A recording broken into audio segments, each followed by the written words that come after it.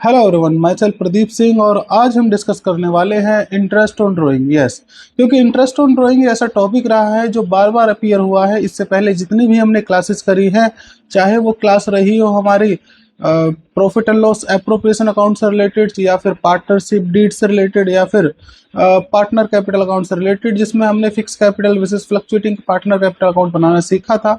तो उन सभी क्लासेस में एक वर्ड कॉमन था जो बार बार अपीयर हो रहा था, इंटरेस्ट ऑन ड्राइंग। यस, अब क्योंकि इंटरेस्ट ऑन ड्राइंग ये एक बहुत इंपॉर्टेंट टॉपिक हो जाता है, तो इसलिए अब हमारे माइंड में तीन क्वेश्चन बनते हैं।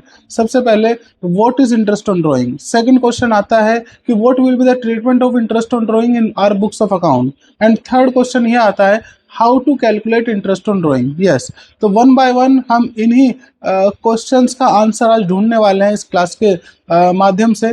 तो चलिए सबसे पहले बात करते हैं, what is interest on drawing. मैं क्या बताऊं, यू बेटर नो, है ना।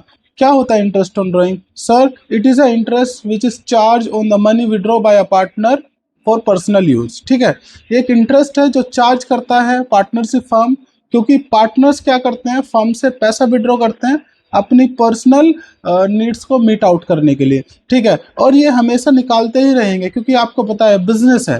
ठीक है, और बिजनेस में अगर कोई पार्टनर काम कर रहा है तो उसको पैसे की नीड पड़ेगी। अब प्रॉफिट तो मिलेगा ईयर एंड पे। ठीक है, अब प्रॉफिट इन हैंड तो ईयर एंड पे आएगा ना। तो अगर ड्यूरिंग द ईयर उन्हें पैसे की नीड है तो वो कैसे फुलफिल होगी? तो ड्यूरिंग द ईयर जो नीड है उसको फुलफिल करने के लिए वो मनी विड्रॉ करते हैं, और वो मनी जो पर्सनल यूज के लिए विड्रॉ होती है फर्म से, उसको बोलते हैं ड्रॉइंग्स। और उसी ड्रॉइंग्स पे जो इंटरेस्ट चार्ज होता है उसको हम बोलते हैं इंटरेस्ट ऑन ड्रॉइंग। ठीक है, ये आप जानते हो। अब दूसरी बात जो आती है इसमें कि सर इंटरेस्ट ऑन ड्रॉइंग का कॉन्सेप्ट ही क्यों आया। देखो, इसका जवाब बड़ा सिंपल सा है। अगर आप लॉजिकली सोचें तो पार्टनरशिप फर्म में सिर्फ एक पार्टनर नहीं होता है, यहाँ पर मल्टीपल पार्टनर्स होते हैं। और जो मल्टीपल पार्टनर्स होते हैं तो उनकी नीड्स भी अलग अलग हैं, वेरी करती है पर्सन टू पर्सन।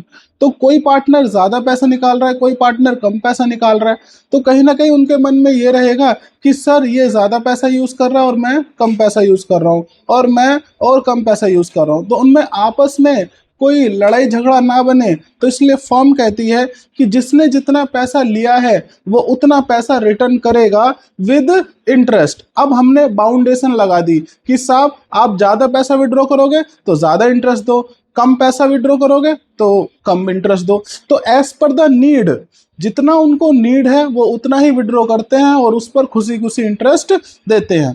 अब ये जो इंटरेस्ट है, क्वेश्चन ये आता है कि सर हमें समझ में आ गया कि इंटरेस्ट क्या है, इंटरेस्ट ऑन ड्राइंग क्या है। अब क्वेश्चन ये आता है कि what will be the treatment of interest on drawing in our books of account. बेटा सुनो, जब हमने profit and loss appropriation account से रिलेटेड क्लास करी थी तो वहां पर भी डिस्कस किया था कि इंटरेस्ट ऑन ड्राइंग क्या है। Sir, it is a charge, ये चार्ज है, चार्ज अगेंस्ट प्रॉफिट। तो पार्टनर ये पैसा देंगे फर्म को, ठीक है, और फर्म की हो जाएगी इनकम। तो इसलिए हमने profit and loss appropriation account में इसे क्रेडिट साइड शो करा था। ठीक है, अगर आपको नहीं पता तो एक बार वो क्लास भी जरूर देख लें। ठीक है, लेकिन मैं आपको अभी बता रहा हूं कि interest on drawing profit and loss appropriation account में as a credit side show हुआ था। अब क्योंकि पार्टनर के लिए खर्चा है तो पार्टनर कैपिटल अकाउंट में ये डेबिट साइड शो होगा, क्योंकि पार्टनर्स के पास से पैसा जाएगा, काइंड ऑफ। ठीक है, खैर पॉइंट नंबर 2 की बात करें कि what will be the treatment of interest on drawing in our books of account.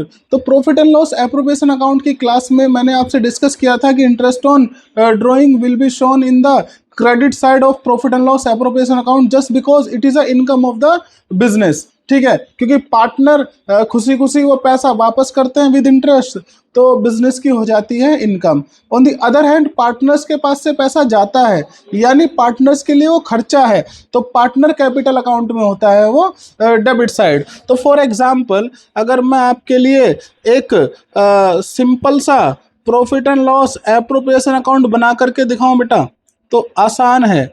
यानी अगर मैं ये profit and loss appropriation account बना के दिखाऊं तो ये रहेगा पर्टिकुलर अमाउंट, ये रहेगा पर्टिकुलर, और ये रहेगा अमाउंट। इंटरेस्ट ऑन ड्राइंग का ट्रीटमेंट देख रहे हैं। ठीक है, अच्छा, तो profit and loss appropriation account में आएगा क्रेडिट साइड, तो यहाँ पर लिखेंगे बेटा बाय इंटरेस्ट ऑन ड्रॉइंग, और जो भी है राम, श्याम और राज, तो ये मनी क्रेडिट साइड शो होगी। ठीक है, क्रेडिट साइड शो होगी। ठीक है, अब कुछ बच्चों के मन में सवाल आएगा कि सर ये चार्ज होता है या एप्रोप्रिएशन होता है, क्योंकि अगर आपने profit and loss appropriation account की क्लास ली होगी तो वहां पर हमने डिटेल में डिस्कस किया था कि what is charge against profit और what is appropriation of profit. तो देखो बेटा, चाहे आपको बिजनेस में प्रॉफिट हो या फिर लॉस हो, ये मैटर नहीं करता। चाहे आपको बिजनेस में प्रॉफिट और लॉस हो, मैटर नहीं करता, आपको इंटरेस्ट ऑन ड्राइंग देना पड़ेगा तो पड़ेगा, मस्ट है साहब, मस्ट है। ठीक है, तो इंटरेस्ट ऑन ड्राइंग देना ही पड़ेगा। खैर, तो अब ये क्या होगा, यहाँ पर ये टोटल होगा, ये टोटल होगा, तो ये profit and loss appropriation account में आएगा बेटे क्रेडिट साइड। ठीक है, चलो अगर आपने इतनी बात समझ ली है तो क्यों ना मैं आपके लिए एक छोटा सा पार्टनर कैपिटल अकाउंट का भी फॉर्मेट बना दूं। ठीक है, बस सिर्फ इंटरेस्ट ऑन ड्राइंग का ट्रीटमेंट दिखाने के लिए।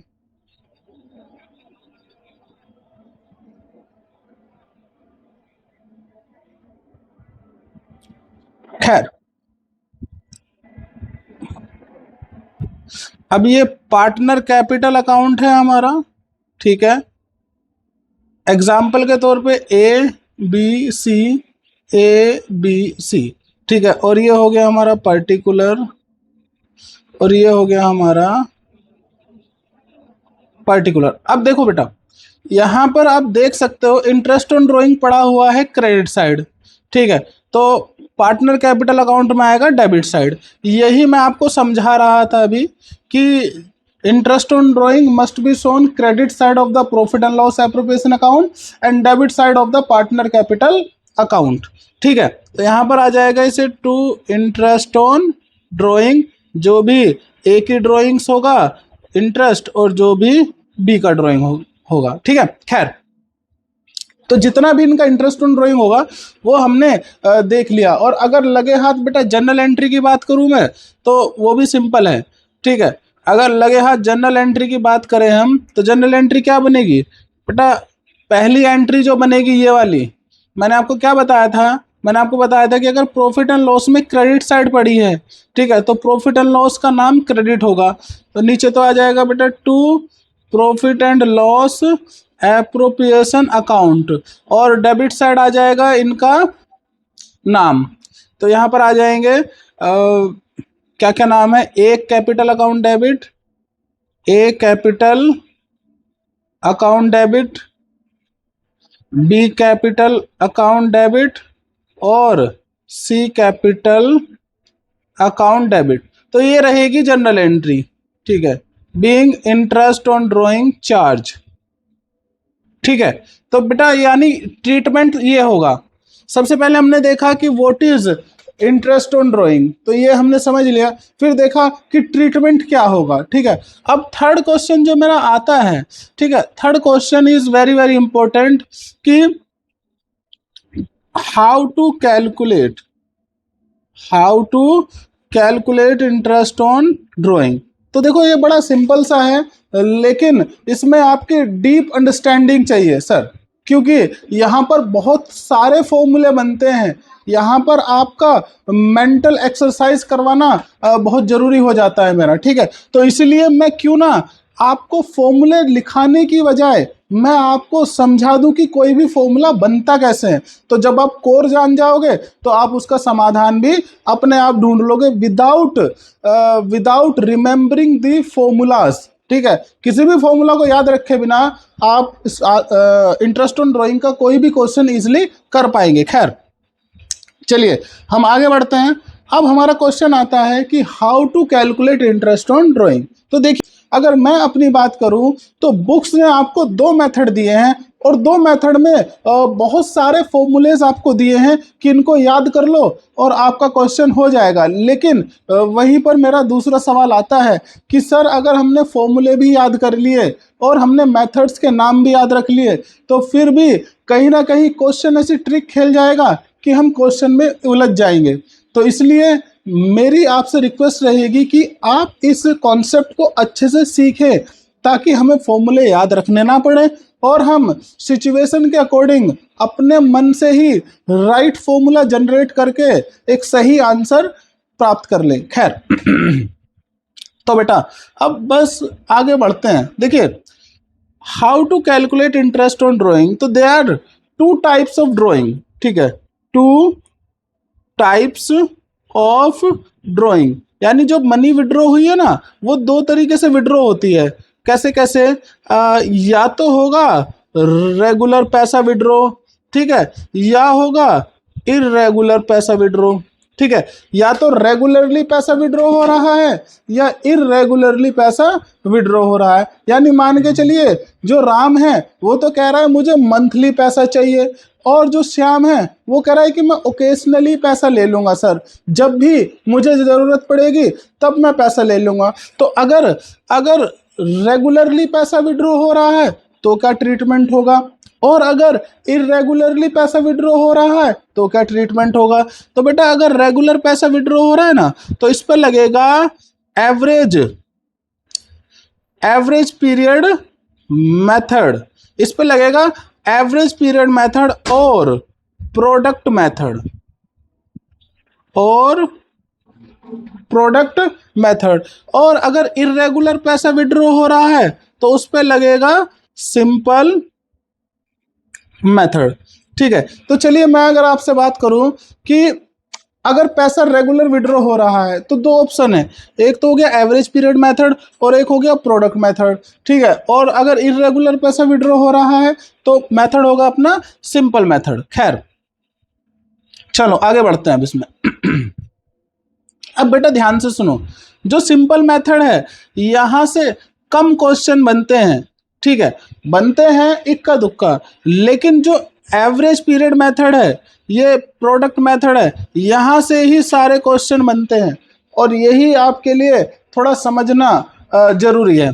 खैर अब अगर हम बात करें तो मैं अभी आपसे बात करना चाहूँगा एवरेज प्रोडक्ट मेथड के बारे में, क्योंकि सिंपल मेथड तो सिंपल है, उसमें कुछ नहीं है, वो आप बचपन से करते आ रहे हो। अगर बात करें हमें सीखना क्या है सर, हमें सीखना है एवरेज पीरियड मेथड। ठीक है, तो एवरेज पीरियड मेथड कहता है कि सर आपको पता है किसी भी ईयर को अगर हमें ब्रेक करना है तो हम उसको 3 पार्ट में ब्रेक कर सकते हैं।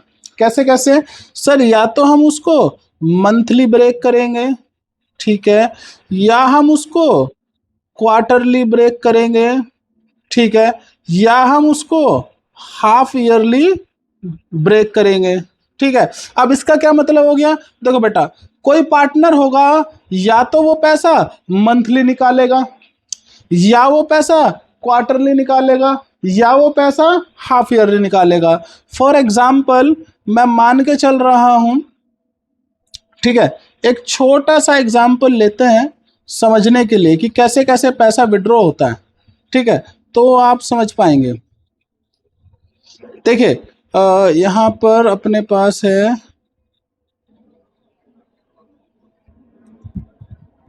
जनवरी फरवरी से क्यों स्टार्ट करता हूँ सर, आदत हो गई है आपको। ओके जी ओके। खैर यहां पर लिखते हैं बेटा अप्रैल, मई, जून, जुलाई, अगस्त, सितंबर, अक्टूबर, नवंबर, दिसंबर, जनवरी, फरवरी, मार्च। ठीक है, ये टोटल 12 मंथ हो गए। अब अगर कोई पार्टनर मंथली पैसा विड्रॉ करता है, मान के चलिए राम है और राम जो है वो मंथली पैसा विड्रॉ करता है, तो राम मंथली पैसा विड्रॉ करेगा, यानी अप्रैल भी निकालेगा, मई भी निकालेगा, जून, जुलाई, अगस्त, सितंबर, अक्टूबर, नवंबर, दिसंबर, जनवरी, फरवरी, मार्च। तो टोटल नंबर ऑफ ड्राइंग्स कितनी होगी? Number of drawings sir 12 times. तो ये 12 टाइम पैसा विड्रॉ करेंगे। ठीक है, कितनी बार पैसा विड्रॉ करेंगे? 12 टाइम्स। ठीक है, ये ध्यान रखने वाली बात है, जरा आगे समझते जाओ मेरे साथ। ठीक है, ये 12 टाइम पैसा विड्रॉ करेगा। खैर, और अगर मैं बात करूं बेटा श्याम की, तो श्याम कहता है कि मुझे क्वार्टरली पैसे की जरूरत पड़ती है, क्वार्टरली यानी 3 महीने में एक बार पैसा निकालूंगा। तो वो कह रहा है बेटा अप्रैल मई जून, यानी अप्रैल मई जून 3 महीने में निकालेगा वो एक बार पैसा। फिर जुलाई अगस्त सितंबर, यानी जुलाई अगस्त सितंबर इन 3 महीने में निकालेगा एक बार पैसा। ठीक है। फिर सर अक्टूबर नवंबर दिसंबर, अक्टूबर नवंबर दिसंबर में निकालेगा एक बार पैसा। ठीक है। और सर जनवरी फरवरी मार्च, जनवरी फरवरी मार्च में निकालेगा एक बार। तो टोटल टोटल कितनी बार उसने पैसा विड्रॉ करा? 4 टाइम्स। तो बेटा ध्यान रखना, अगर क्वार्टरली पैसा विड्रॉ हो रहा है ना, तो टोटल 4 टाइम्स ड्रॉइंग होगी। और अगर मान के चलिए राज कह रहा है कि सर मुझे रेगुलर तो पैसे की ज़रूरत होती नहीं है, लेट्स से मुझे तो सर 6 मंथ में एक बार पैसा दे दो। ठीक है, मुझे मंथली नहीं चाहिए, मुझे क्वार्टरली नहीं चाहिए, मुझे तो हाफ ईयरली दे दो। तो अब उसने क्या कहा, 6 महीने में एक बार पैसा चाहिए उसे। तो बेटा यहाँ पर सितंबर तक, ठीक है, तो सितंबर तक तो एक ड्राइंग हो गई। और अक्टूबर से मार्च तक,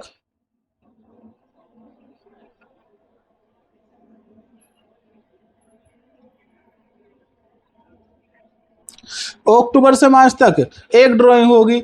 तो टोटल ड्राइंग कितनी हो गई? टोटल ड्राइंग होगी 2। तो बेटा अभी हमने देखा कि ईयर को अगर हमें ब्रेक करना है तो बेसिकली हम 3 पोर्शन में ब्रेक कर सकते हैं।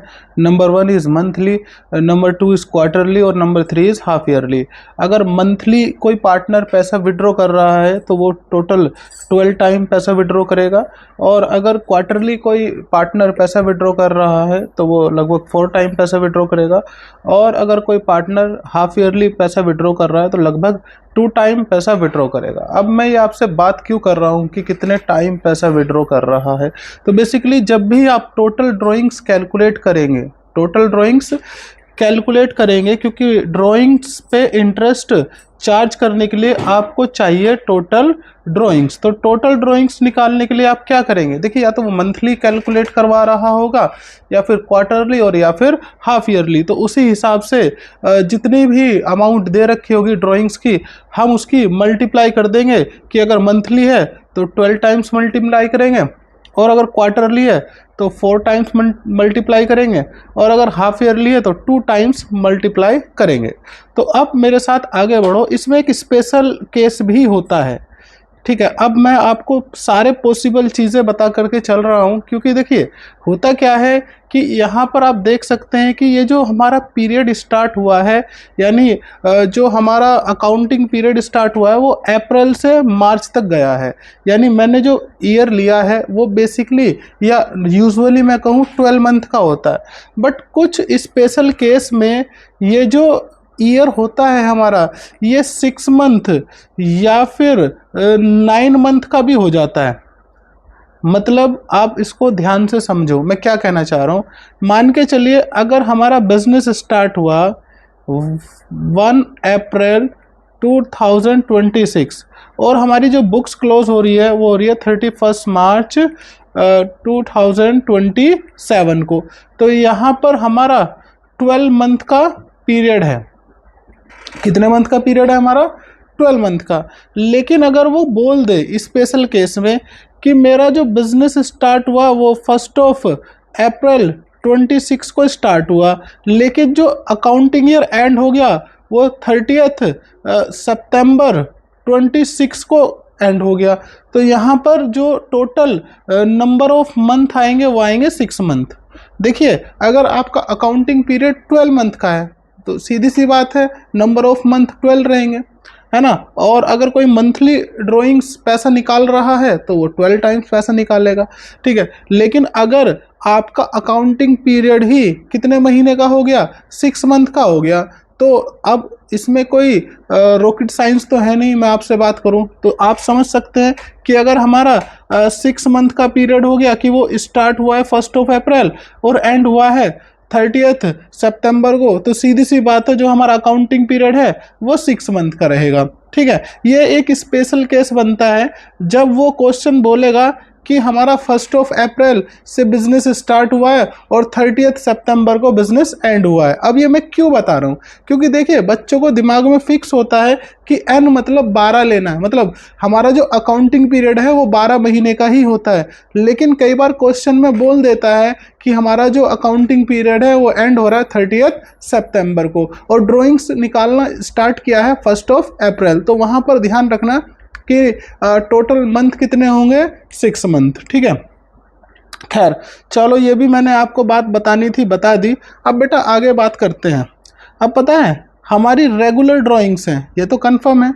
प्लस अब हमने देख लिया कि या तो ड्राइंग्स होंगी मंथली, या ड्राइंग्स होंगी क्वार्टरली, या फिर ड्राइंग्स होंगी हाफ ईयरली। ठीक है, अब जो मेन क्वेश्चन यहाँ पर आता है, मेन क्वेश्चन आता है यहाँ पर कि बिगिनिंग, मिडिल और एंड। अब आप कहेंगे कि ये क्या है, देखो इसको मैं आपको ना थोड़ा सा डिटेल में समझाऊंगा, क्योंकि यही कॉन्सेप्ट आपको समझना, और यहाँ से समझने के बाद मैं नहीं समझता कि आपको कुछ और समझने की ज़रूरत है। ठीक है, तो बस ये लास्ट इसको समझना है बेटा। ठीक है, चलिए आप मेरे साथ साथ आगे बढ़ेंगे। ठीक है, चलो स्टार्ट करते हैं।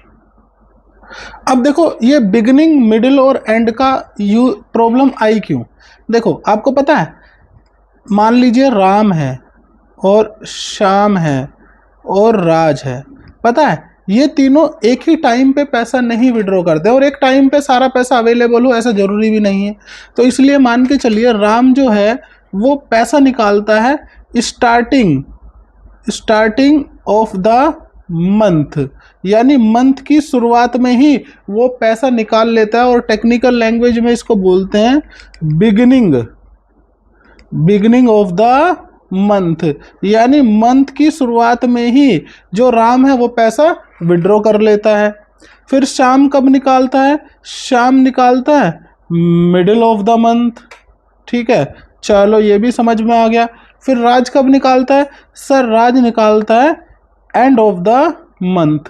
अब मैं आपसे अगर एक लॉजिकल आंसर पूछूं जो आप मुझे बता पाएंगे इजीली, बेटा बताओ राम ने 1 अप्रैल को पैसा विड्रॉ करा, फॉर एग्जांपल राम ने पैसा विड्रॉ करा है 1 अप्रैल को, और श्याम ने विड्रॉ किया है 30 अप्रैल को, तो किसने वो पूरा महीना पैसा यूज किया है।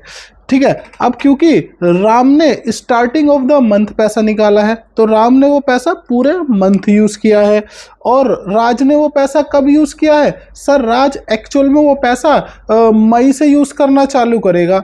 तो देखो यहाँ पर एक चीज़ें समझ में आ रही है ना, क्योंकि जो बिगिनिंग में पैसा निकाल रहा है वो ज़्यादा यूज़ कर रहा है एज कंपेयर टू जो एंड में पैसा निकाल रहा है। तो इसीलिए ये समझने वाली बात होगी कि सर पैसा मंथली तो निकल रहा है, क्या बिगिनिंग में निकल रहा है या मिडिल में निकल रहा है या एंड में निकल रहा है, क्योंकि जो बिगिनिंग में निकाल रहा है उससे ज़्यादा इंटरेस्ट लेना है एज कंपेयर टू जो एंड में पैसा निकाल रहा है। ठीक है, तो ये एक बात थी जो मुझे आपको बतानी थी कि बिगिनिंग ऑफ द मंथ है, मिडिल ऑफ द मंथ है या एंड ऑफ द मंथ है। वही उसी प्रकार बिगिनिंग ऑफ द क्वार्टर है, मिडिल ऑफ द क्वार्टर है या फिर एंड ऑफ द क्वार्टर है।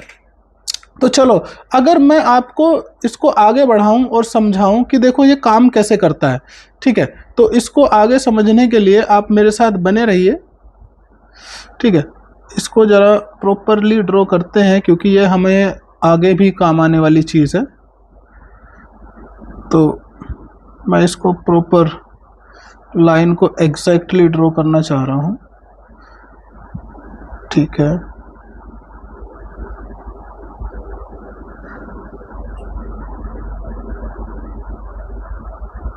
ठीक है, ठीक है, और इसको थोड़ा साफ साफ लिखते हैं।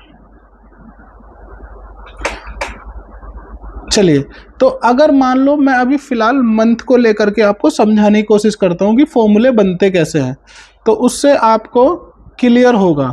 ठीक है, अगर हम मंथली बात करें तो या तो बिगिनिंग आएगा, ठीक है, या तो बिगिनिंग होगा या फिर मिडिल होगा या फिर एंड होगा। ठीक है, और इसको स्टार्ट करते हैं अप्रैल से, राइट।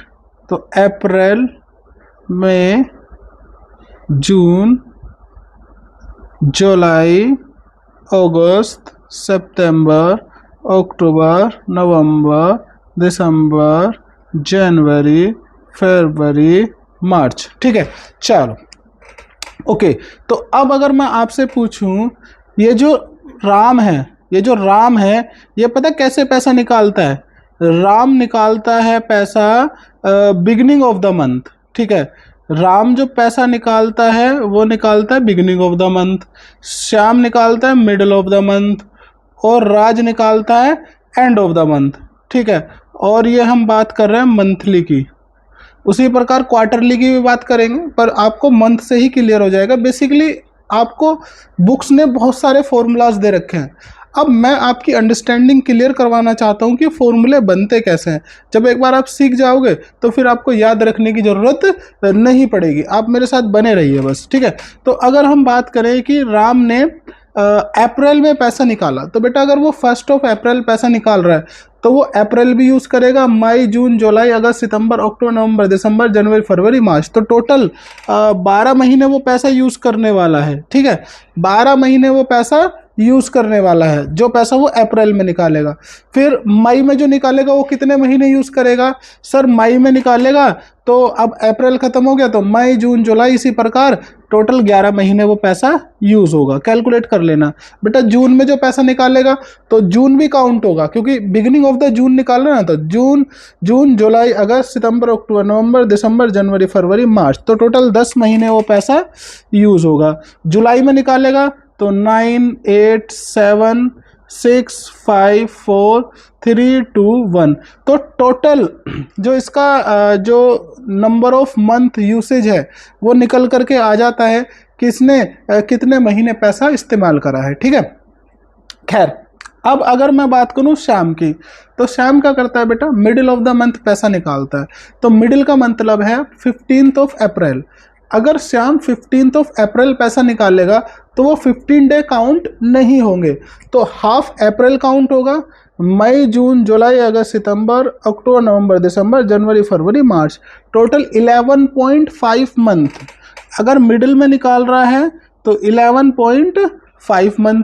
अब अगर हम इसको अब ये ख़त्म हो गया, अब उसने पैसा निकाला 15 मई, तो आधा मई और बाकी का सारा, तो आधा मई। ठीक है, जून, जुलाई, अगस्त, सितंबर, अक्टूबर, नवंबर, दिसंबर, जनवरी, फरवरी, मार्च। तो लगभग कितने महीने आ गए सर? 10.5। तो ये आ जाएगा 10.5। ठीक है, फिर उसके बाद 9.5, 8.5, 6.5, ये आ जाएगा अपना 8 के बाद आएगा 7.5, 6.5, 5.5, 4.5 और जी अपना 3.5, 2.5, 1.5 और 0.5। ठीक है, चलो इसके भी मंथ हमने कैलकुलेट कर लिए। अब बेटा अगर राज की बात करें तो राज निकाल रहा है एंड ऑफ द मंथ। अब यहाँ ध्यान से सुनो, राज एंड में निकाल रहा है, इसका मतलब क्या है कि राज ने अप्रैल के एंड में निकाला तो अप्रैल काउंट नहीं होगा। उसका मंथ कहाँ से स्टार्ट होगा? मई से। तो मई, जून, जुलाई, अगस्त, सितंबर, अक्टूबर, नवंबर, दिसंबर, जनवरी, फरवरी, मार्च। तो टोटल 11 मंथ वो पैसा यूज होगा। फिर उसके बाद जो पैसा उसने मई में निकाला है तो एंड ऑफ मई निकाला है तो मई काउंट नहीं होगा, तो जून से काउंट होगा, यानी 10 महीने। तो 10, उसके बाद आ जाएगा अपना 9, 8, 7, 6, 5, 4, 3, 2, 1 और 0। जो पैसा एंड ऑफ मार्च निकालेगा ना, वो पैसा उसे मार्च में सबमिट भी करना होगा। ठीक है, तो इसलिए वहां पर आया 0 कि वो पैसा यूज नहीं होगा। खैर, अब बात आती है कि सर हमने ये किया क्यों है। ठीक है बेटा, उसी का आंसर मैं आपको बताने वाला हूं। ठीक है, अब आप एक बात समझो यहाँ पर। ठीक है, अब मेरे लिए कितना मुश्किल हो जाएगा कैलकुलेट करना कि जो 10,000 रुपये उसने अप्रैल में निकाले तो उस पर 12 महीने का इंटरेस्ट लगाऊं, जो मई में निकाले उस पर 11 महीने का, जो जून में निकाले उस पर 10 महीने का। तो टोटल 12 ट्रांजेक्शन मुझे करनी पड़ेगी, तब जाके इंटरेस्ट ऑन ड्राइंग मुझे मिलेगा। लेकिन मेरे लिए इतना टाइम कंज्यूमिंग प्रोसेस होना ही नहीं चाहिए। अगर मैं पूछूं सीबीएसई से, आपने 3 नंबर का सवाल दिया है और आपने कहा है कि राम ने 10,000 रुपये 12 महीने विड्रॉ किया, तो उसका इंटरेस्ट ऑन ड्रॉइंग कैलकुलेट करो। हमने कहा कि जो पैसा अप्रैल में निकाला उस पर 12 महीने का लगेगा, जो पैसा मई में निकाला उस पर 11 महीने का लगेगा, जो पैसा जून में निकाला उस पर 10 महीने का लगेगा। तो मेरा तो दिमाग घूम जाएगा सर, ऐसे कैसे कैलकुलेट कर पाऊंगा। तो बेटा इसीलिए आपने 11th क्लास में एक बुक पढ़ी होगी जिसका नाम था स्टैटिस्टिक्स, ठीक है, और इकोनॉमिक्स में ही एक स्टैटिस्टिक्स आती है। तो उसमें क्या होता है कि जब आपको एक सीरीज दी जाती है, नंबर सीरीज, जब आपको एक नंबर सीरीज दी जाती है तो आप उसका एवरेज कैलकुलेट करते हैं।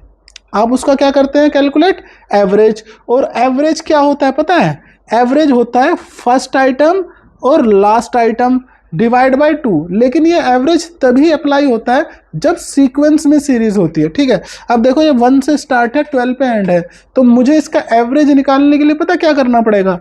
इसका अपर आइटम और लोएस्ट आइटम को सम करके डिवाइड बाय 2 कर दूंगा, तो बेटा मेरा एवरेज आ जाएगा। खैर, तो हम क्या करेंगे? हम करेंगे 12 + 1 डिवाइड बाय 2, यानी कितना आ जाएगा? अपना आ जाएगा 6.5 मंथ, ये एवरेज आ जाएगा, ठीक है। उसी प्रकार अगर मैं इसका एवरेज निकालूं, ये आ जाएगा 11.5 + 0.5 डिवाइड बाय 2, यानी इसका एवरेज आ जाएगा 6 मंथ। और बेटा अगर इसका एवरेज निकालूं तो सर इसका है 11 + 0/2, यानी 5.5 मंथ। अब मेरी बात जरा ध्यान से सुनो, मैं क्या कहना चाह रहा हूँ कि अगर बिगिनिंग ऑफ द मंथ है, अगर बिगिनिंग ऑफ द मंथ है तो एवरेज निकलेगा 6.5 मंथ का। अगर मिडल ऑफ द मंथ है तो एवरेज निकलेगा 6 मंथ का, और अगर एंड ऑफ द मंथ है तो एवरेज निकलेगा 5.5 का। अब इसी के साथ साथ आ जाओ, अब फॉर्मूलेज की बात कर लेते हैं, जो फॉर्मूले हमें मिलते हैं। देखो बेसिकली वो कहता है कि सर अगर बिगिनिंग ऑफ द मंथ है, तो बेटा मेरी बात ध्यान से सुनो, अगर बिगिनिंग ऑफ द मंथ है और अगर मिडल ऑफ द मंथ है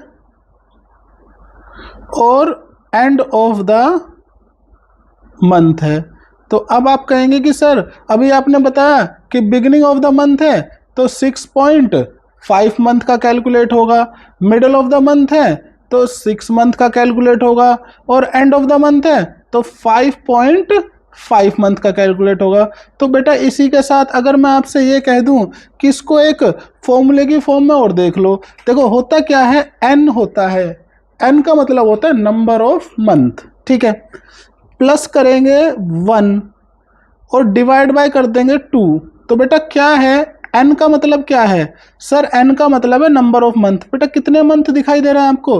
अप्रैल, मई, जून, जुलाई, अगस्त, सितंबर, अक्टूबर, नवंबर, दिसंबर, जनवरी, फरवरी, मार्च। तो टोटल नंबर ऑफ मंथ हो गए 12, ठीक है। तो नंबर ऑफ मंथ हो गए 12 प्लस 1 का मतलब क्या है? मंथ में कैलकुलेट करोगे ना, तो 1 का मतलब 1 मंथ होगा, तो डिवाइड बाय 2, ये कितना हो गया? 13/2, यानी 6.5 मंथ। तो बेटा देखो हमने यहाँ पर जब समझा था कि एक एवरेज निकालेंगे तो कितना आया था? 6.5 मंथ, और अगर फॉर्मूले से निकाला तो भी कितना आया? 6.5 मंथ। तो मैं आपको एक कॉन्सेप्चुअल क्लैरिटी देना चाहता था कि ये 6.5 मंथ बना कैसे, ठीक है। मैंने इतनी बड़ी टेबल बनाई और इसको आपको समझाया, रीज़न यही था। मैं आपको एक बार में बता के ख़त्म कर देता है कि n+1/2 डिवाइड n+1/2 करके आगे बढ़ जाओ, मेरी 20 मिनट बच जाती, आपकी भी 20 मिनट बच जाती, लेकिन उस 20 मिनट का करेंगे क्या जब तक हमें कॉन्सेप्चुअल क्लैरिटी नहीं है। तो कॉन्सेप्चुअल क्लैरिटी लेने के लिए हमने कहा कि नहीं भाई नहीं, इसको ऐसे समझे। अब आप कहोगे कि सर इससे फ़ायदा क्या होगा? बेटा फ़ायदा आपको क्वेश्चंस में दिखाई देगा। जब आप कॉन्सेप्चुअल सीखते हो ना तो आप क्वेश्चन में अटकते नहीं हो, आपको क्लियरिटी पता है कि ये काम होना है, समझ रहे हो? ये भी आपको समझ में आ जाएगा कि ये टेबल का क्या फ़ायदा है। खैर चलिए अब आगे बढ़ते हैं मिडिल ऑफ द मंथ में। बेटा मिडिल ऑफ द मंथ का फॉर्मूला होता है n/2, ठीक है, इज इक्वल टू करेंगे, n का मतलब क्या है? 12 डिवाइड बाय 2, यानी क्या आएगा? 6 मंथ, ठीक है। तो बिगिनिंग का हो गया n+1/2, मिडिल का हो गया n/2। बेटा हमने कितना बताया था मिडिल में देखा था ना कि इसका जब एवरेज निकाला था तो वो आ गया था हमारा 6 मंथ का। तो अब आपसे कोई पूछेगा ना कि ये 6.5 मंथ कैसे आया, तो आप कहना कि सर ये एवरेज है नंबर ऑफ मंथ्स का। कोई बोलेगा मिडिल ऑफ द मंथ कैसे आया 6 मंथ, तो ये एवरेज है, ठीक है। और एंड ऑफ द मंथ क्या है, ये क्या है अपना एवरेज है। तो बेटा इसको कैसे निकालेंगे, देखो n-1/2। अब n क्या है 12 -1 डिवाइड बाई 2, ये आ जाएगा 5.5 मंथ, ठीक है। तो ये हमारा मंथ का क्लियर हो गया।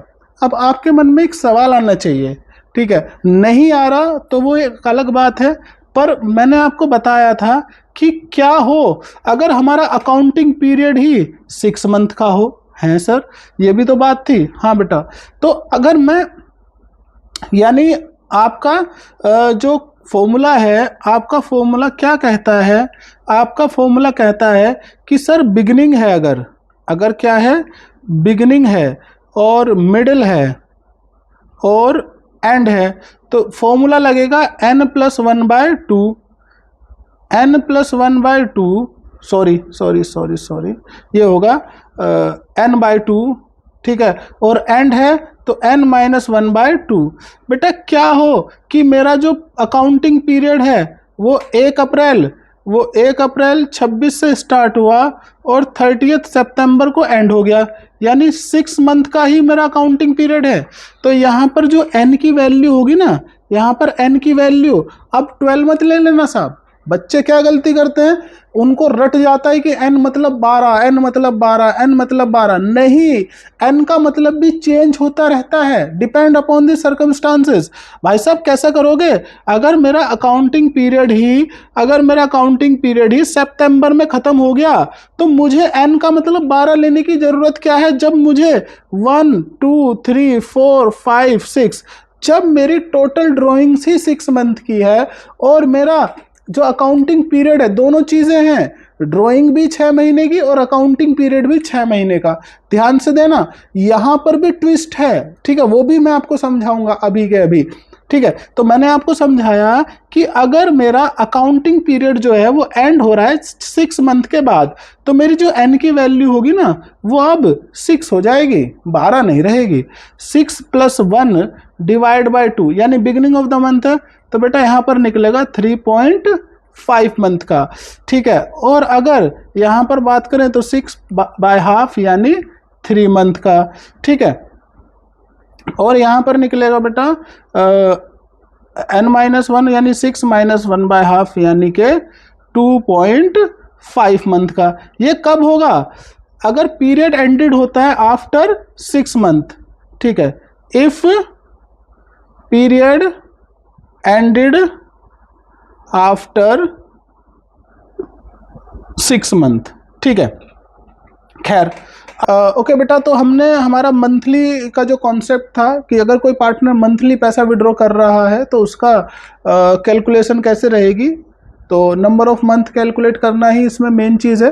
तो हमने देखा कि बिगिनिंग ऑफ द मंथ है तो 6.5 मंथ आएगा, और मिडिल ऑफ द मंथ है तो 6 मंथ आएगा, और एंड ऑफ द मंथ है तो 5.5 मंथ आएगा, ठीक है। कितना आएगा 5.5 मंथ, ठीक है। बट कुछ स्पेशल केसेस में हमारा अकाउंटिंग पीरियड जो हो जाता है वो 6 मंथ का हो जाता है, तो वहाँ पर जो n की वैल्यू है वो 6 आ जाएगी। तो उसी प्रकार जैसे हम 12 मंथ के केस में करते थे तो n = 12 मंथ मानते थे, तो उसी प्रकार जब 6 मंथ का अकाउंटिंग पीरियड होगा तो हम n = 6 मान के चलेंगे, और beginning of the month, middle of the month और एंड ऑफ द मंथ हम निकाल लेंगे। ओके बेटा, तो अब क्योंकि हमने ये अपना कॉन्सेप्ट समझ लिया है, अब नेक्स्ट जो टॉपिक बनता है कि अगर सर कोई पार्टनर क्वार्टरली पैसा निकाल रहा है तो क्या। बेटा फिर मेरा वही सवाल आएगा आपसे कि बिगिनिंग ऑफ द क्वार्टर निकाल रहा है, या फिर मिडल ऑफ द क्वार्टर निकाल रहा है, या फिर एंड ऑफ द क्वार्टर पैसा निकाल रहा है, ठीक है। तो बेटा अगर ध्यान से समझो, अब हमने एक बार फॉर्मूला बना लिया ना कि सर बिगिनिंग में तो लगेगा फॉर्मूला n + 1/2, ठीक है, और मिडिल में लगेगा n/2 और एंड में लगेगा n-1/2। तो बेटा इसीलिए अगर बिगिनिंग की बात करूं तो फॉर्मूला लगेगा n+1/2। ठीक है, अब फिर मेरा वही सवाल, सर n की वैल्यू क्या है? n की वैल्यू, सबसे पहले मैं n की वैल्यू पूछूंगा। तो बेटा अगर मेरा जो पीरियड है, अकाउंटिंग पीरियड है, वो 1 अप्रैल से स्टार्ट होता है और मार्च में जाकर के खत्म होता है, तो n इज इक्वल टू 12 लेने वाला हूं हमेशा, नो डाउट, नेवर, कोई डाउट ही नहीं आएगा। लेकिन अगर मेरा accounting period after 6 month he and हो जाता है, ठीक है, इन स्पेशल सर्कमस्टांसेस, तो उस केस में मैं n की वैल्यू क्या लेने वाला हूं हमेशा? सर n की वैल्यू लेने वाले हो आप हमेशा 6। तो बेटा क्या है n की वैल्यू क्या है? सर अभी 12 मान के चलो, ठीक है। अब बेटा 1 का मतलब पता क्या है? यहां पर हम पैसा निकाल रहे थे मंथली। यहाँ पर हम पैसा कैसे निकाल रहे थे बेटा? सर यहाँ पर हम पैसा मंथली निकाल रहे थे। तो बेटा मंथ के केस में इस 1 की वैल्यू है मंथ, मंथ के केस में इस 1 की वैल्यू है मंथ। लेकिन क्वार्टर के केस में, जब हम क्वार्टर की बात करेंगे तो क्वार्टर के केस में 1 की वैल्यू है 1 क्वार्टर, ठीक है, और डिवाइड बाय करेंगे 2। अगर मैं इसको प्लस करूंगा तो बेटा ये 12 मंथ है, ये तो 12 महीने हैं, ठीक है। ये है 1 क्वार्टर, और 1 क्वार्टर में कितने महीने होते हैं? देखो जरा, सर आपने बताया था ऊपर, देखो भाई ये रहा, एक क्वार्टर में होते हैं 3 महीने, 1 2 3, ठीक है। तो 12 प्लस 3 डिवाइड बाय 2, यानी ये आ जाएगा 7.5 मंथ, ठीक है। अगर बिगनिंग ऑफ द क्वार्टर है, फॉर्मूला लगेगा n+1/2। n की वैल्यू 12 ही ले रहे हैं क्योंकि 12 महीने का अकाउंटिंग पीरियड होता है, ठीक है। उसी प्रकार 1 की वैल्यू होगी यहाँ पे 1 क्वार्टर। तो 1 क्वार्टर को जब हम प्लस करेंगे, यानी 1 क्वार्टर को ब्रेक करेंगे, क्योंकि मंथ में क्वार्टर कैसे ऐड करोगे आप, है ना। तो जब क्वार्टर को ब्रेक करेंगे तो मिलेंगे आपको 3 महीने। तो 12 + 3 15 डिवाइड बाय 2 यानी 7.5 मंथ आ गया। अगर मिडिल की बात करें बेटा, तो मिडिल में क्या होता है? सर मिडिल में फॉर्मूला था n/2 और n की वैल्यू क्या है? 12 भाग 2, तो कितना आएगा? 6 मंथ। सर पहले के जैसा ही आ गया, ठीक है। अब बेटा इसको समझो जरा, and of the each quarter है तो क्या होगा? n-1/2। n की वैल्यू क्या ली हमने? 12। 1 की वैल्यू क्या है? सर 1 का मतलब आपने बताया क्वार्टरली अगर निकाल रहे हो तो 1 का मतलब 1 क्वार्टर होता है, तो माइनस करेंगे 3 और डिवाइड बाय कर देंगे 2। तो 12 में से 3 गए, 9/2, यानी 4.5 मंथ का कैलकुलेट होगा, ठीक है। तो अगर क्वार्टरली है तो ये सीक्वेंस रहेगा कि beginning of the each quarter है तो निकलेगा 7.5 मंथ का, मिडिल ऑफ द क्वार्टर है तो निकलेगा 6 मंथ का, और एंड ऑफ द क्वार्टर है तो निकलेगा 4.5 मंथ का। तो ठीक है बेटा, अब हमने ये क्वार्टरली कर लिया, अब क्यों ना लगे हाथ हाफ ईयरली भी कर लिया जाए। ठीक है सर, करवा दो। अब बेटा हाफ ईयरली पैसा विड्रॉ हो रहा है, तो फिर मेरा सवाल आएगा कि sir beginning of the half yearly हो रहा है, या middle of the half yearly हो रहा है, या and of the half yearly हो रहा है। ठीक है, तो अब अगर मान के चलो आप, अब अगर मान के चलो बेटा कि beginning of the half year हो रहा है, तो फॉर्मूला क्या है बिगिनिंग के लिए? फॉर्मूला है n+1/2। बेटा n की वैल्यू क्या है? सर 12 ले रहे हो आप यूजुअली। बेटा 1 की वैल्यू है 1 हाफ ईयर। अब यहाँ पर 1 की वैल्यू क्या है? 1 हाफ ईयर। और हाफ ईयर में कितने महीने होते हैं? सर हाफ ईयर में होते हैं, अपना देख लेते हैं, अप्रैल, मई, जून, जुलाई, अगस्त, सितंबर, टोटल 6 महीने होते हैं। तो बेटा एक हाफ ईयर में होंगे 6 महीने। ठीक है सर, तो 12 प्लस के कर देंगे 6 और डिवाइड बाय कर देंगे 2। 12 और 6 18 डिवाइड बाय 2, यानी 9 मंथ का कैलकुलेट होगा। अगर beginning of the half yearly है तो कितने महीने का कैलकुलेट होगा? 9 मंथ का। अगर मिडिल की बात करें बेटा क्या आएगा? सर मिडिल का मतलब होता है n/2। तो कैसे आएगा?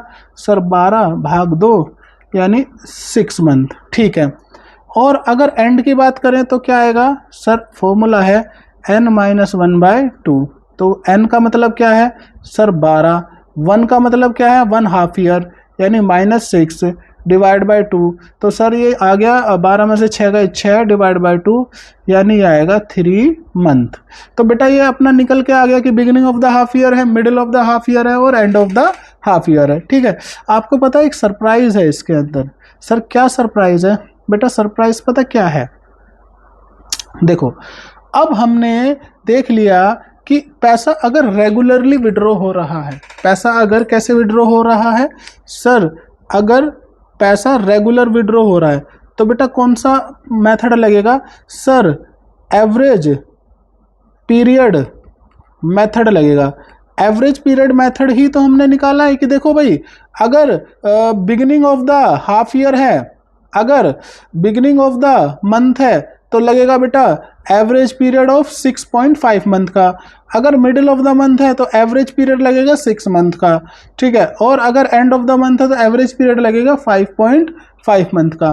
तो यही तो मैं आपको समझा रहा था, ठीक है, कि ये होता है एवरेज पीरियड मेथड। अब आप लगाओगे कैसे? सर पहले तो आप निकालोगे टोटल ड्राइंग। देख रहे हो कितना आसान है, टोटल ड्राइंग्स निकाल ली। फिर आप लगाओगे रेट ऑफ इंटरेस्ट, अपॉन में करोगे 100 इंटू एवरेज पीरियड निकाल लोगे, अपॉन में करोगे 12। ये बना आपका फॉर्मूला। ठीक है, ये बन गया आपका फॉर्मूला और इससे आपको मिल जाएगा आपका इंटरेस्ट ऑन ड्राइंग। इससे आपको क्या मिल जाएगा बेटा? Interest on drawing. खैर, तो अब यहाँ तक मैं मान के चल रहा हूँ कि आप बच्चों को कोई भी प्रॉब्लम नहीं है। अगर किसी को कोई प्रॉब्लम है तो वो कमेंट सेक्शन में पूछ सकता है, मैं जल्द से जल्द उस बात का रिप्लाई कर दूंगा। ठीक है, लेकिन मैं मान सकता हूँ कि आपको अब फॉर्मूले रटने की ज़रूरत नहीं है, मैंने आपको डीप इसको समझा दिया है। ठीक है, अब अगर इसमें आगे बढ़ें, ठीक है, अब इसमें आगे बढ़ें तो अब जब स्टार्टिंग हमने करी थी तो बेटा इसमें ना दो, एक तो था एवरेज पीरियड मेथड और एक हमारा प्रोडक्ट मेथड।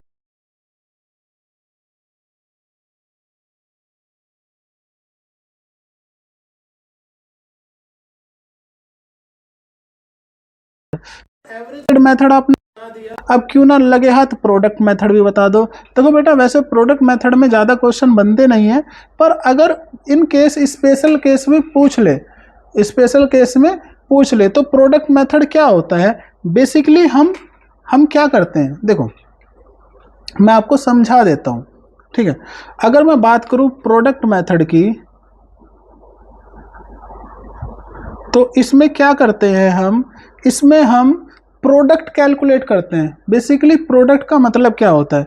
देखो, राम 10,000 रुपये डाले, 10,000 रुपये, ठीक है, और 10,000 रुपये निकाले, अलग भी निकाल सकते, अलग अलग भी निकाल सकते, तो ये कोई प्रॉब्लम नहीं है। ठीक है, मेथड अप्लाई ही तभी होता है जब अमाउंट अलग है। ठीक है, जब अमाउंट अलग है तो क्या करते हैं? प्रोडक्ट मेथड लगाना बेहतर समझते हैं। ठीक है, अमाउंट अलग है, ये क्वेश्चंस कहाँ पर हैं इसके, अगर मैं देखूं तो हाँ, तो बेटा अगर अमाउंट अलग अलग है, ठीक है, या फिर कोई सीक्वेंस नहीं बैठ पा रहा, ठीक है, तो आप उसमें क्या कैलकुलेट कर पाएंगे? Product method. तो वो कैलकुलेट कर पाना बड़ा आसान है। जैसे जब क्वेश्चन आएगा मैं तब भी सकता हूँ, लेकिन मैं फॉर एग्जांपल समझा देता हूँ। तो देखो क्या होता है प्रोडक्ट मेथड में। अब आप देख रहे हो यहाँ पर कि राम ने जो पैसा निकाला था अप्रैल में, ठीक है, वो 12 महीने यूज़ किया, और मई में जो पैसा निकाला था वो 11 महीने यूज़ किया, और जून में जो पैसा निकाला था वो 10 महीने यूज़ किया, और जुलाई में जो पैसा निकाला था वो 9 मंथ यूज़ किया। तो समझाने के लिए, सिर्फ समझाने के लिए मैं देख लेता हूँ कि उसने अप्रैल में पैसा निकाला, मई में पैसा निकाला, जून में पैसा निकाला, और जुलाई में पैसा निकाला, और अगस्त में पैसा निकाला, और सितंबर में पैसा निकाला। ठीक है, कितना कितना निकाला उसने? मान के चलो यहाँ पे निकाला 10,000, यहाँ पर निकाला 15,000, यहाँ पर निकाला 20,000, और यहाँ पर निकाला 10,000, और यहाँ पर निकाला 12,000, और यहाँ पर निकाला लेट से 17,000। ठीक है, अब देखो इसमें सीक्वेंस नहीं है, ना तो अमाउंट का सीक्वेंस है और यहाँ पर जो पैसा निकल रहा है वो मंथ से तो निकल रहा है, रेगुलर निकल रहा है, बट इसको इरेगुलर कर लेते हैं। ठीक है, चलो कोई नहीं। मतलब कॉन्सेप्ट को समझने के लिए, ठीक है, सिर्फ वो कैसे भी दे सकता है, वो कैसे भी दे सकता है, ठीक है, बस समझने के लिए मैं आपके साथ चल रहा हूँ। ठीक है, अब बेटा पता है क्या हुआ, उसने इस प्रकार पैसा निकाला और ये अमाउंट है, ठीक है, और ये है मंथ। ठीक है, अब पता आपको क्या कैलकुलेट करना पड़ेगा, क्योंकि हमें लगाना है प्रोडक्ट मेथड, और हमें ना तो कोई सीक्वेंस बैठ पा रहा कि बिगिनिंग ऑफ द मंथ है, मिडिल ऑफ द मंथ है या एंड ऑफ द मंथ है, ठीक है, ना क्वार्टरली, ना तो मंथली बैठ पा रहा है, ना क्वार्टरली बैठ पा रहा है, और अमाउंट भी अलग अलग है। ठीक है, अगर सीक्वेंस बैठ रहा है और सेम अमाउंट है तो रेगुलर मेथड की ओर जाएंगे, लेकिन अगर अमाउंट अलग अलग है सर और सीक्वेंस भी नहीं बैठ पा रहा तो हम जाएंगे प्रोडक्ट मेथड की ओर। तो प्रोडक्ट मेथड क्या कहता है कि सर नंबर ऑफ मंथ निकाल लो।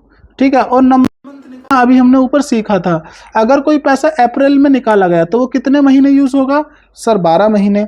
अगर मई में निकाला तो कितने महीने यूज होगा सर, मई में निकाला मई जून जुलाई अगस्त सितंबर अक्टूबर नवंबर दिसंबर जनवरी फरवरी मार्च, तो सर वो होगा 11 महीने। तो चलो भाई 11 निकाल लिया। ठीक है, और जून में निकाला तो सर जून जुलाई अगस्त सितंबर अक्टूबर नवंबर दिसंबर जनवरी फरवरी मार्च, तो ये होगा 10 महीने। ठीक है, और अगस्त में निकाला अगस्त सितंबर अक्टूबर नवंबर दिसंबर जनवरी फरवरी मार्च, ये होगा 8 महीने। ठीक है, और अगर दिसंबर में निकाला दिसंबर जनवरी फरवरी मार्च, तो ये होगा 4 महीने। तो बेटा अब पता मैं क्या करूंगा, इसका एक प्रोडक्ट निकाल लूंगा। क्या निकाल लेंगे इसका प्रोडक्ट। कैसे निकलेगा प्रोडक्ट सर, हम पता क्या करेंगे, अमाउंट की मल्टीप्लाई कर देंगे नंबर ऑफ मंथ के साथ। जो ये अमाउंट है इसकी मल्टीप्लाई कर देंगे नंबर ऑफ मंथ के साथ, तो मेरा प्रोडक्ट निकल करके आ जाएगा। ये आपने स्टैटिस्टिक्स में पढ़ रखा है कि कैसे निकालते हैं। खैर अब मैं अगर क्या करूँगा बेटा, 10,000 की मल्टीप्लाई करेंगे 12 से तो 1,20,000 आ जाएगा। 15,000 की मल्टीप्लाई करेंगे 11 में तो कितना आएगा सर, 1,50,000 प्लस 15,000 तो 1,65,000 आ जाएगा। ठीक है, एक ज़ीरो एक्स्ट्रा लग गया। ठीक है, 1,65,000 हो गया, और 2,000 की मल्टीप्लाई करेंगे तो ये आ जाएगा 20,000, और 15,000 की करेंगे तो 1,20,000, और ये आ जाएगा 40,000। तो पता है अब ये क्या वैल्यू निकल करके आ गई मेरे पास, निकल करके आ गया प्रोडक्ट। क्या निकल करके आ गया प्रोडक्ट, और प्रोडक्ट की वैल्यू क्या है सर, 1,20 और 1,20 2,40, और 2,40 और 20 कितना होता है बेटा, 1,20 1,20 2,40 2,40 और 20 2,60 और 40 3 और 1 4, 4,65,000 टोटल आ गया, 4,65,000। अब बेटा ये जो प्रोडक्ट आया ना, पता है प्रोडक्ट मेथड का क्या फायदा है, क्योंकि प्रोडक्ट इज इक्वल टू होता है, प्रोडक्ट इज इक्वल टू होता है 1 मंथ। ठीक है, अब क्या है कि हमें प्रोडक्ट मेथड से निकालना है, तो यहां पर पता बेटा क्या लेंगे हम, यहां पर जो वैल्यू लेंगे, अब वैल्यू देखो आप, वैल्यू लेने वाला हूं मैं 4,65,000। ठीक है, कितनी वैल्यू लेंगे 4,65,000, यानी टोटल प्रोडक्ट, ऊपर क्या ले रहे थे सर, ऊपर ले रहे थे टोटल ड्राइंग्स, लेकिन प्रोडक्ट मेथड में क्या लेंगे, टोटल प्रोडक्ट इनटू क्या करेंगे, rate of interest upon 100 into 1 divide by 12। अब 1 क्यों करेंगे, क्योंकि product is equal to 1 month होता है। ठीक है, तो मैं ओके बेटा, तो अब क्यों ना एक अलग मेथड की बात कर ली जाए जिसका नाम है सिंपल मेथड। ठीक है, अब जरा ध्यान से समझो आप, ये जो सिंपल मेथड है, ये सिंपल मेथड कब अप्लाई होगा सर, सिंपल मेथड अप्लाई होगा अगर अमाउंट अनइक्वल है, अगर अमाउंट अनइक्वल है और कोई सीक्वेंस नहीं बैठ पा रहा, यानी ना मंथ का ना क्वार्टर का और ना ही हाफ ईयरली का। तो बेटा एक बात नहीं देख रहे आप, कि प्रोडक्ट मेथड भी तभी अप्लाई होगा जब अमाउंट में डिफरेंस हो और जब कोई सीक्वेंस ना बैठ पा रहा हो, और सिंपल मेथड भी तभी अप्लाई होगा जब अमाउंट अनइक्वल हो और सीक्वेंस ना बैठ पा रहा हो। तो बेटा इसी को समझ लो आप। क्वेश्चन में आपको दो तरह से ड्राइंग दे रखी है।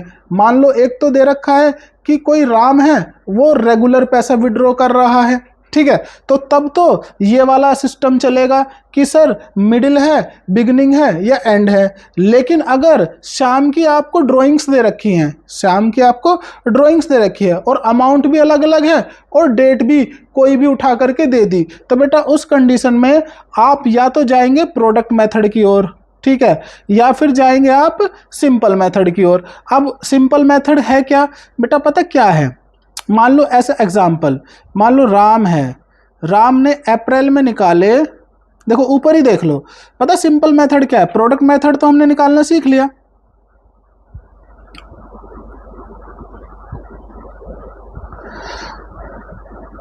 ओके, तो बेटा क्योंकि प्रोडक्ट मेथड हमने निकालना सीख लिया है, उसी के बाद हम एक और मेथड का डिस्कशन कर लेते हैं जिसका नाम है सिंपल मेथड। अब आप पूछेंगे कि सर ये सिंपल मेथड कब अप्लाई होगा। ये सिंपल मेथड अप्लाई होगा जब अमाउंट अनइक्वल हो प्लस कोई सीक्वेंस ना बैठ पा रहा हो, यानी ना तो मंथ का कोई सीक्वेंस बैठ पा रहा है, ना कोई क्वार्टर का सीक्वेंस बैठ पा रहा है, ना फिर लेट्स से कि ना ही सीक्वेंस बैठ पा रहा है आपका हाफ ईयरली का, यानी इर्रेगुलर ड्राइंग्स हैं। इसको मैं बोल लूं कि ड्राइंग्स हैं इर्रेगुलर, इर्रेगुलर। तो बेटा सिंपल मेथड कब अप्लाई होगा, जब अमाउंट अनइक्वल है और इर्रेगुलर्स ड्राइंग्स हैं, ठीक है। और प्रोडक्ट मेथड भी कब अप्लाई हुआ था, सर प्रोडक्ट मेथड भी तब अप्लाई हुआ था जब अमाउंट अलग अलग थी और जो पैसा है वो इर्रेगुलर विड्रॉ हो रहा है, कभी अप्रैल में, कभी मई में, कभी जून में, कभी अगस्त में और कभी दिसंबर में। तो बेटा इट्स योर चॉइस कि अगर आपको अमाउंट अनइक्वल मिली और पैसा इर्रेगुलर विड्रॉ हो रहा है तो ये आपकी चॉइस है कि आप उस पर सिंपल मेथड अप्लाई करना चाहते हो या फिर आप उस पर प्रोडक्ट मेथड अप्लाई करना चाहते हो। अब हमने सिंपल मेथड तो ऊपर सीख लिया, अब एक बार प्रोडक्ट मेथड तो हमने ऊपर सीख लिया, तो बेटा आप सिंपल मेथड और देख लेते हैं। अब देखो जैसे यहाँ पर ना बेटा आपको पता है अप्रैल में राम ने कितने पैसे निकाले थे, 10,000। तो सिंपल मेथड में पता मैं क्या करता हूँ, इसका तो अलग निकालूंगा, इसका अलग निकालूंगा, इसका अलग, इसका अलग, इसका अलग, और सबका अलग अलग इंटरेस्ट निकाल के प्लस कर दूंगा। जैसे फॉर एग्जाम्पल जो राम है ना बेटा, राम ने अप्रैल में कितने पैसे निकाले, सर अप्रैल में निकाले 10,000 रुपये। तो मैं पता क्या करने वाला हूँ, 10,000 इंटू रेट ऑफ इंटरेस्ट कितना है, सर रेट ऑफ इंटरेस्ट मान लो जो भी है रेट ऑफ इंटरेस्ट अपॉन 100, कितने महीने का लगेगा ये, सर अप्रैल में पैसा निकाला, कितने महीने यूज़ किया, 12 महीने, तो इस पर निकलेगा 12/12, ठीक है। ये तो निकल गया अप्रैल का। फिर उसी प्रकार मैं कैलकुलेट करूंगा मई का, तो मई का कैसे कैलकुलेट करेंगे बेटा, यहाँ पर लिख देंगे मई और इज इक्वल टू मई में कितने पैसे निकाले उसने, मई में निकाले सर 15,000, ठीक है। मई में कितने पैसे निकाले बेटा, मई में निकाले 15,000, तो 15,000 इंटू रेट ऑफ इंटरेस्ट कितना है जो भी होगा अपॉन 100, कितने महीने, सर मई से कैलकुलेट करेंगे तो ये निकल करके आएंगे 11 महीने, तो इस पे बेटा मैं 11 महीने का कैलकुलेट कर दूंगा, 11 डिवाइड बाय 12। उसी प्रकार जो आएगा अपना लेट्स से जून का, ठीक है, हम क्या करेंगे, जून का जो आएगा तो जून में कितना पैसा निकाला उसने, सर जून में निकाला 2,000, ठीक है। तो जून का 2,000 इंटू फॉर्मूला क्या है ROI अपॉन 100 इंटू जून में कितना पैसा, कितने महीने निकाला, जून से बैठेंगे 10 महीने, तो बेटा इसको ना कर दो 10/12। अब जो भी आएगा अमाउंट, जो भी आएगा उसको मैं कर दूंगा प्लस प्लस, वो हो जाएगा टोटल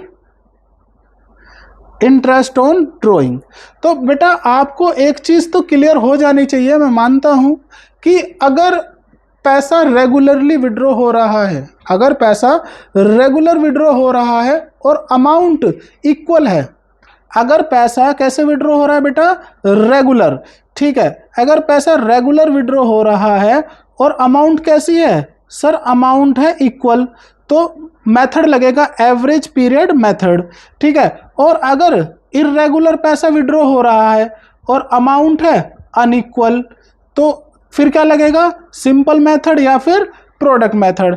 90% केस में लगता है एवरेज पीरियड मेथड और 10% केस में लगता है सिंपल मेथड या फिर प्रोडक्ट मेथड। बेटा अगर आपको ज़्यादा टाइम लगाना है तो आप चले जाओ प्रोडक्ट सिंपल मेथड की ओर, और कम टाइम में ज़्यादा काम करना है तो चले जाओ प्रोडक्ट मेथड की ओर। क्योंकि देखो भाई आपके पास चॉइसेस नहीं है ना, अगर अमाउंट अलग अलग हो गई या फिर कोई सीक्वेंस ही नहीं बैठ पा रहा, इर्रेगुलर ड्राइंग्स है, तो बेटा अब आप वो फॉर्मूले तो नहीं लगाओगे एवरेज पीरियड मेथड के, फिर आप या तो प्रोडक्ट मेथड चूज करोगे या फिर चूज करोगे अपना सिंपल मेथड। अब सिंपल मेथड में हर एक आइटम का अलग अलग इंटरेस्ट कैलकुलेट करोगे और बाद में उसका सम कर दोगे, या फिर प्रोडक्ट मेथड में क्या करोगे, सबका एक प्रोडक्ट निकालोगे और 1 मंथ का इंटरेस्ट कैलकुलेट कर दोगे। खैर ये हमारा पूरा का पूरा कॉन्सेप्ट था जो हमने इंटरेस्ट ऑन ड्राइंग से रिलेटेड करा है, जिसमें हमने क्या क्या सीखा है एक बार इसको सम अप कर लेते हैं। सबसे पहले हमने देखा कि इंटरेस्ट ऑन ड्राइंग क्या है। Sir it is a interest which is given by a partner to the partnership firm because partner ने पैसा विड्रॉ किया है फर्म से फॉर पर्सनल यूसेज के लिए, ठीक है। फिर हमने देखा treatment of interest on drawing, जिसमें हमने देखा कि interest on drawing must be credit in the profit and loss appropriation account and must be debited in the partner capital account, क्योंकि पार्टनर्स के लिए एक्सपेंसेस है और उसके लिए फर्म के लिए है इनकम। फिर अगर इसकी एंट्री की बात करें तो पार्टनर कैपिटल अकाउंट डेबिट होगा और profit and loss appropriation account credit होगा, ठीक है। फिर उसके बाद हमने देखा कि जो ईयर को हम डिवाइड करते हैं तो टोटल 4 भाग में डिवाइड कर सकते हैं, या तो उसको मंथली डिवाइड कर सकते हैं, या उसको क्वार्टरली डिवाइड कर सकते हैं, या उसको हाफ ईयरली डिवाइड कर सकते हैं, ठीक है। अब अगर हम देखते हैं कि इंटरेस्ट ऑन ड्राइंग कैलकुलेट करना है तो बेसिकली 2 तरह की ड्राइंग्स होंगी, ठीक है। पहली ड्राइंग्स कौन सी होगी, या तो रेगुलर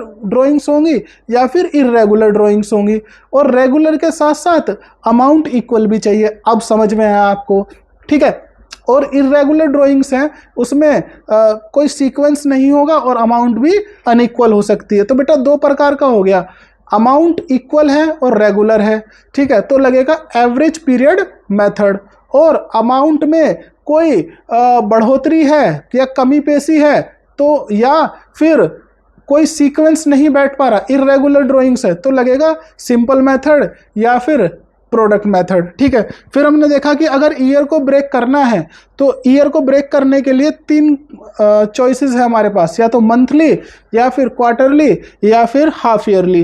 बेटा अगर हम मंथली कर रहे हैं तो टोटल 12 टाइम्स पैसा विड्रॉ करेंगे, और क्वार्टरली कर रहे हैं तो बेटा टोटल 4 टाइम पैसा विड्रॉ करेंगे, और हाफ ईयरली में टोटल 2 टाइम्स पैसा विड्रॉ करेंगे। ये हमने चार्ट के माध्यम से समझा था।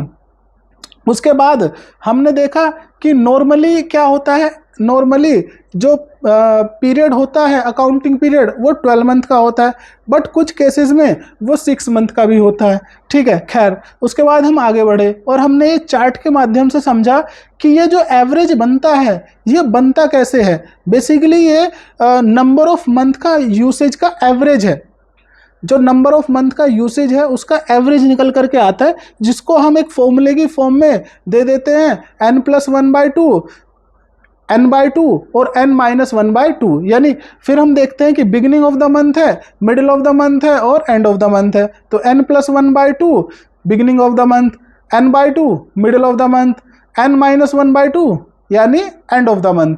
तो बेटा 6.5 मंथ का निकलेगा बिगिनिंग ऑफ द मंथ में, 6 मंथ का निकलेगा मिडिल ऑफ द मंथ में, और 5.5 मंथ का निकलेगा एंड ऑफ द मंथ में। फिर हमने देखा कि ये तो मंथ का हो गया। क्वार्टर का क्या होगा सर क्वार्टर का बता दो। तो बेटा क्वार्टर में भी हमने देखा था कि बेसिकली क्वार्टर में भी बिगिनिंग ऑफ द क्वार्टर है, मिडिल ऑफ द क्वार्टर है या फिर एंड ऑफ द क्वार्टर है। बिगिनिंग ऑफ द क्वार्टर है तो n+1/2 और n का मतलब है 12, +1 का मतलब है 1 क्वार्टर। 1 क्वार्टर में कितने महीने होते हैं? 3 मंथ। तो 12 + 3 / 2 = 7.5 month. Middle of the each quarter है तो 6 मंथ, और end of the each quarter है तो क्या करेंगे? 12 - 3 / 2 यानी n - 1/2, ये आ जाएगा अपना 4.5 मंथ। ठीक है। हाफ ईयरली के केस में हमने क्या देखा sir? Beginning of the half year है, middle of the half year है और end of the half year है। Beginning of the half year है तो कितना निकलेगा सर? 12 + 6 = 18 / 2 यानी 9 मंथ। ठीक है। Middle of the half year है तो sir 6 month, and of the half year है तो सर 3 मंथ। ठीक है। फिर बेटा n का मतलब हमेशा 12 नहीं होता। हमने देखा था ना कि अगर हमारा अकाउंटिंग पीरियड 6 मंथ पे एंड हो रहा है तो n = 6 ले लेंगे, यानी फिर वही सीक्वेंस 6 से स्टार्ट हो जाएगा, लेकिन वो स्पेशल केस में होता है।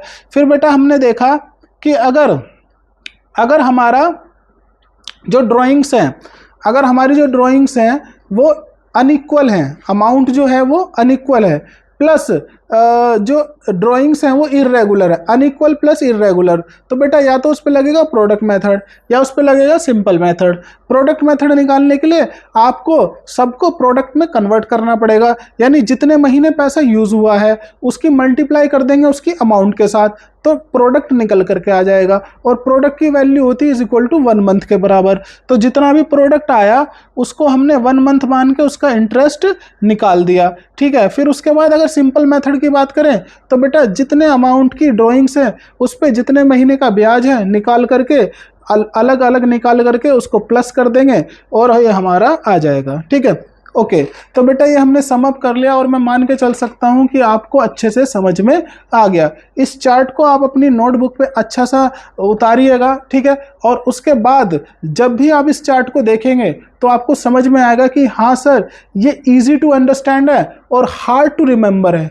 समझ रहे हो मेरी बात? यानी आपने एक बार कॉन्सेप्ट को सीख लिया तो आपको इसको लर्न करने की जरूरत नहीं है, इसको आपको रटने की जरूरत नहीं है। ठीक है। आप क्वेश्चन जब करेंगे ना तो आपको ऐसा लगेगा कि यूं चुटकियों में क्वेश्चन हो जा रहे हैं। ठीक है। तो मेरी आपसे यही रिक्वेस्ट है कि आप अभी क्या करिए, चैनल को लाइक सब्सक्राइब कर दीजिए, और इससे जो नेक्स्ट क्लास रहेगी उसमें हम इंटरेस्ट ऑन ड्राइंग के ये क्वेश्चंस करने वाले हैं जो TS गिरवाल की बुक से लिए गए हैं, क्योंकि ये एग्जाम के पॉइंट ऑफ व्यू से इंपॉर्टेंट हो जाते हैं। तो बेटा मैं आपको क्या करने वाला हूँ, ये सारे के सारे जो क्वेश्चन बनते हैं देख लो मेरे साथ साथ। ठीक है। ये जो क्वेश्चन नंबर 36 है, 36, 37, 38, 39, 40, 41, 42, 43, 44, ठीक है, ये सारे के सारे क्वेश्चन मैं आपको नेक्स्ट क्लास में करवाने वाला हूँ, 45, 46। तो बेटा आपका जो कॉन्सेप्ट होगा वो बहुत ज़्यादा स्ट्रॉन्ग हो जाएगा जब हम ये सारे क्वेश्चन कर लेंगे। तो अब इसके बाद जो नेक्स्ट वीडियो रहेगी उसमें हम ये सारे क्वेश्चन आंसर करेंगे। तो उसके लिए आप चैनल को लाइक सब्सक्राइब और शेयर जरूर करें। ठीक है। बहुत बहुत धन्यवाद। Bye bye. Take care.